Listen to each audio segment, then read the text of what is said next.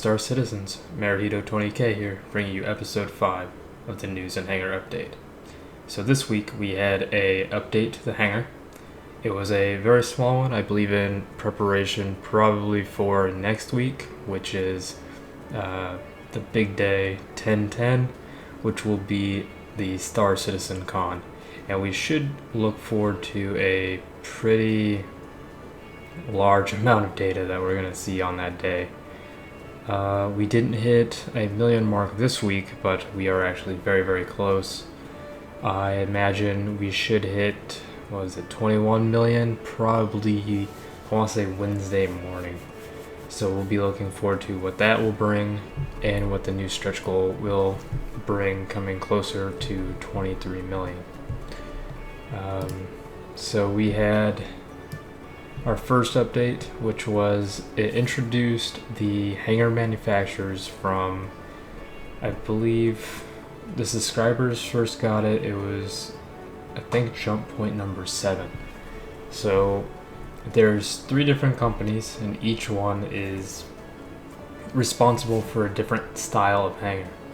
There's Selfland, which, if I remember right, it's the those are the guys that make kind of your discount hangar, and the one that goes in asteroids and different stuff like that. You have the Aero View, which is a more business style hangar.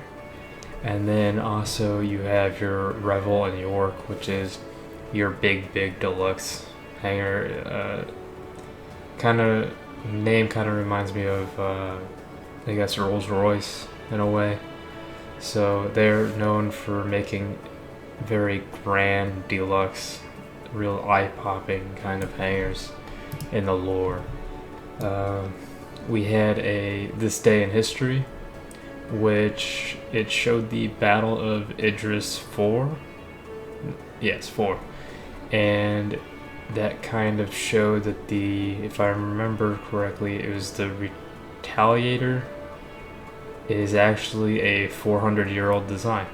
So once we finally get some artwork on that, we'll kind of see what has really stood the test of time for that kind of design.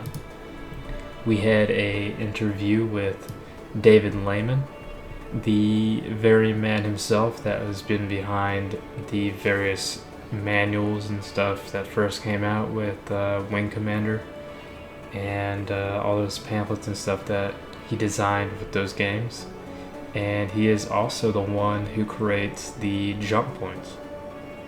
And those of you that have gotten to actually see the jump points themselves in action, you know that they're very, very high quality works, where he's actually the one that decided he wasn't going to just stand with a 4 to 7 page little magazine showing what was going on, but instead he decided to make it a 40 to 50 page magazine every single month, showing all the vast designs and the new lore and everything that comes out specifically for Jump Point.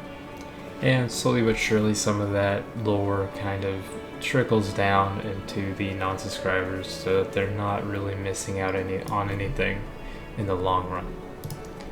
Next we had the Kickstarter Golem Arcana, which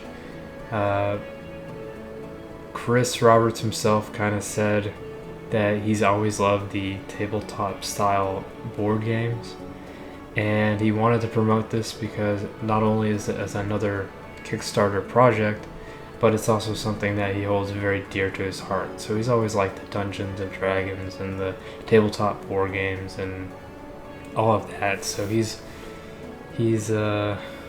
really helping to fund this kind of idea of taking a tabletop board game and putting a futuristic spin on it, where instead of having to memorize all these rules and everything, you actually are able to use a tablet of some sort and a specialized pointer pen in order to touch the little figurines on the bases, and it will actually show the stats. It will show, if you tap it on a map tile or something like that, it will actually show the stats of that map tile and what it does. So you no longer, I guess this kind of makes those styles of games not so what's the word I'm looking for?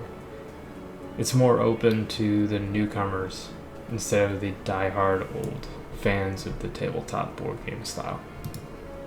We had a writer's guide or dispatch, and that showed that they're going to kind of tone it down a little bit on the stories as they come up with more as they come, but they're also asking the community to try and create or bring up some topics anyway of the various little fluff details of the lore in Star Citizen.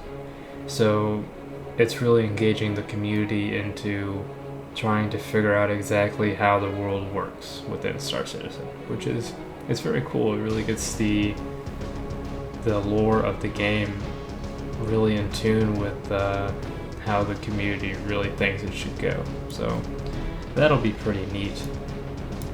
Next, we had a reveal of the MobiGlas concept art, and we had about 11 pictures, and it seems almost, it reminds me, I guess, of the Pip-Boy from Fallout. And some of the concept art that I'll show as it goes, it kind of shows that you're going to be able to use it in order to see what the actual person's player name is when you bring it up, instead of always having that annoying MMO style where they had the name over the top of the head with the guild or clan or whatever it is popping out there and kind of always ruining the immersion of what the game actually is. So it seems like they're trying to tone down that annoying MMO factor and kind of bring that into tune with everything else. They also show that it could easily be used in order to do catalog shopping, check the damages on your ship, all sorts of other things, check your accounts, ordering new cargo, all sorts of stuff like that.